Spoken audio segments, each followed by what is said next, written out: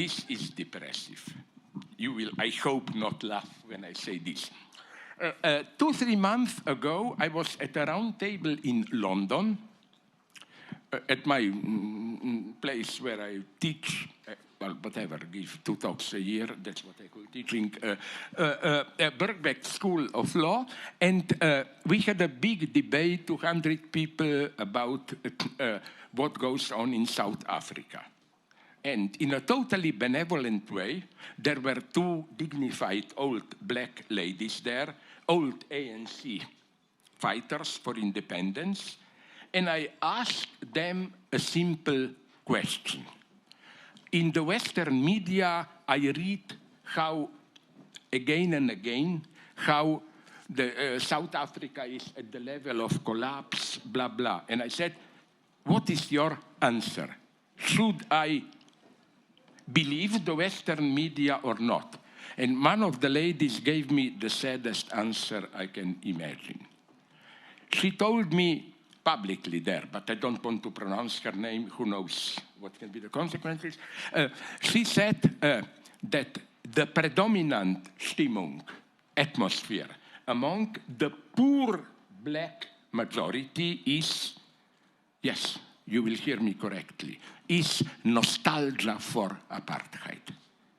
They said the standard of living for poor black majority was the same as now, maybe even a little bit higher, but because South Africa was a police state, there was basic safety and so on. Now, corruption is much worse, plus violence, especially violence against women, is exploding there.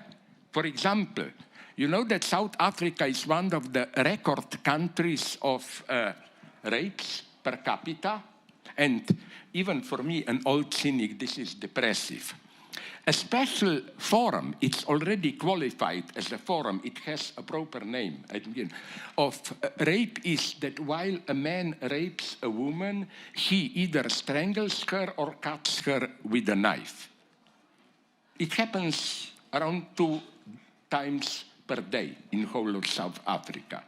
I mean, I'm not a stupid idealist. You know what's my stance always? Did you see, sorry, I'll repeat myself very briefly. Did you see the movie V for Vendetta? I wrote something, maybe some of you know, of which I'm still proud. I said, in plastic terms, so that you can understand me, I said, I would have sold my mother to slavery to see the movie V for Vendetta Part 2. Because at the end, people win the end. But what will they do afterwards?